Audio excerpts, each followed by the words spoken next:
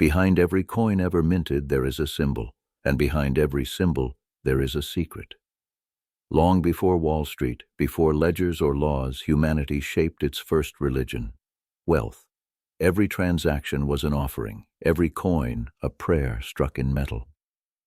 In Mesopotamia, priests weighed silver in temples under the eyes of carved gods. In Egypt, gold shimmered not as currency, but as divine flesh. To trade was to worship, to measure one's faith against another's promise. Symbols became seals, seals became sigils, and what began as commerce soon blurred with ritual. The eye that watches, the serpent that devours, the pyramid that never ends, they appear again and again, carved into the bones of every empire, symbols older than money itself. Before banks there were temples, before accountants there were priests, and what they guarded was belief. That is where the story begins, not with numbers but with symbols carved in gold and whispered into eternity. After the temples came the towers, and inside them, in the glow of oil lamps and secrecy, men began to whisper another kind of prayer, not to gods, but to elements.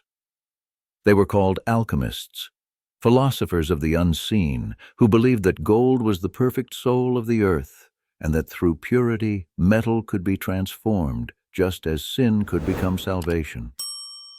Their laboratories smelled of mercury, sulfur, and candle smoke. They drew circles on floors and symbols in the margins of holy texts.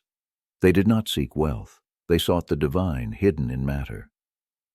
But among the true seekers, others listened: merchants, nobles, bankers, men who saw in these rituals not enlightenment but opportunity.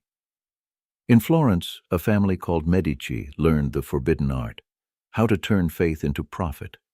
The church forbade usury, but gold has always found its own confession.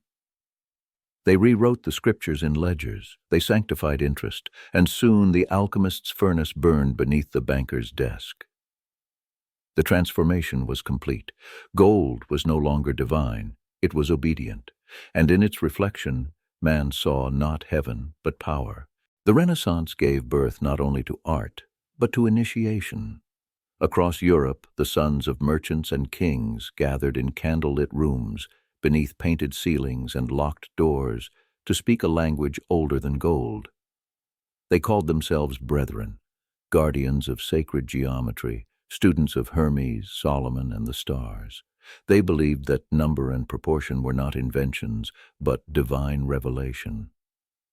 From these orders, Templars, Rosicrucians, Freemasons, came the blueprint of the modern world. Temples became banks, altars became vaults, and the same hands that once carved cathedrals now built empires of credit and control. Every stone placed by design, every column measured by a divine ratio, because to them wealth and wisdom were twins, born from order. As their influence spread, symbols multiplied: the square and compass, the eye within the triangle, the serpent devouring its own tail. They appeared on palaces, parchment, and coins, each one a silent oath, a mark of belonging. They believed that only those who understood the language of symbols deserved to command the language of gold. Centuries later, their signs would reappear, on the dollar, on monuments, on the very architecture of power itself. The eye of providence, the unfinished pyramid, the Latin promise, annuit coeptis, he approves our undertakings. But whose eye exactly was watching, and what undertakings did it approve? The true wealth of the secret orders was never in what they owned, but in what they knew. The alchemists had dreamed of turning lead into gold, but the bankers learned to turn belief into obedience, and obedience into empires. By the dawn of the 19th century, the secret orders had taken human form. They no longer met in basements. They built cathedrals of credit. Rothschild, Morgan, Warburg. Their bloodlines became dynasties, their word the pulse of nations. They were bound not by faith but by secrecy, a web of influence stretching across continents, woven in debt and diplomacy. When kings sought wars, they came here. When nations collapsed, they came here, because the only altar that still answered prayers was the ledger. But their power had a ritual: private chambers, closed doors, circles of trust where only the initiated could speak. In these rooms, fortunes were born and nations were remade. A signature could raise armies, a whisper could crash markets. They discovered that fear was the purest form of profit, and panic the most loyal servant.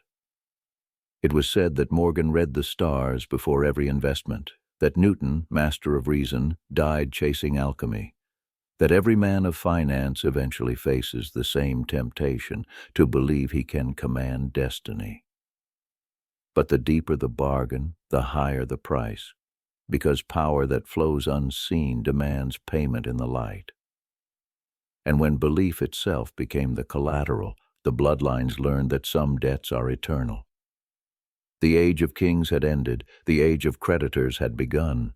By the time America rose, gold was no longer worshipped. It was weaponized, but what it carried was older than any empire. Symbols, codes, and prayers carved into the currency itself. The dollar was not just money, it was a talisman, a spell of confidence printed in green, the color of growth, of life, of envy, and in its design, the ancients spoke again. On its back, the Great Seal, an unfinished pyramid crowned with the all-seeing eye. To some, a symbol of divine providence, to others, a reminder of the architect still watching. The Latin reads, Annuit coeptis. He approves our undertakings. But who is he, a nation, a god, or the idea of money itself?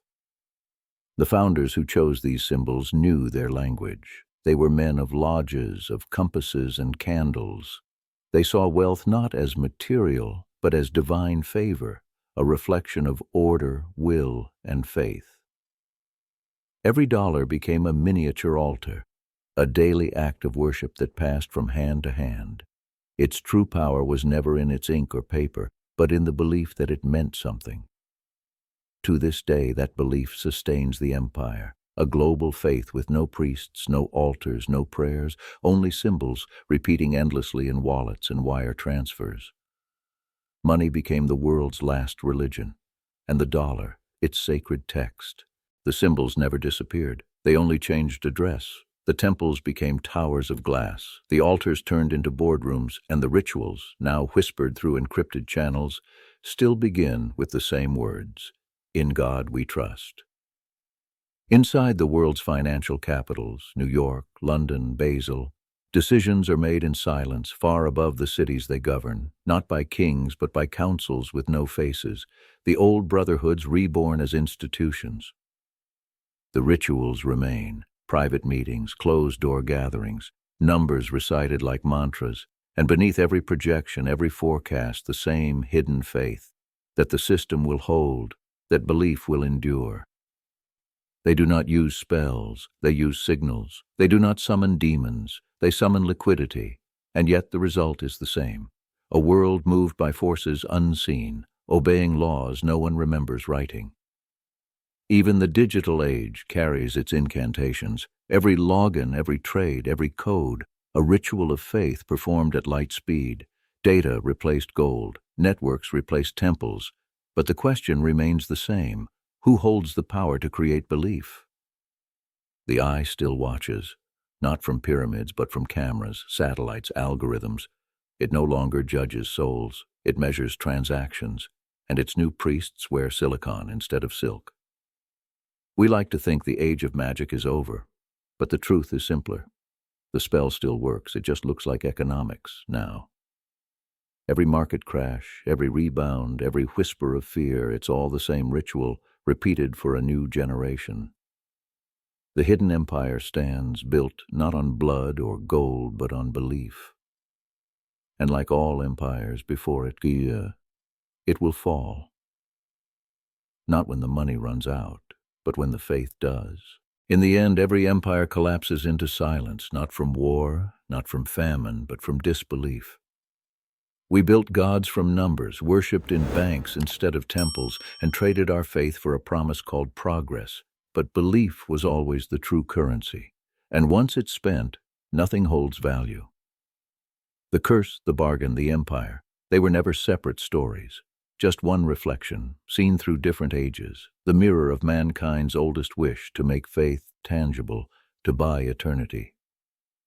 But eternity doesn't sell, it only waits for the next believer.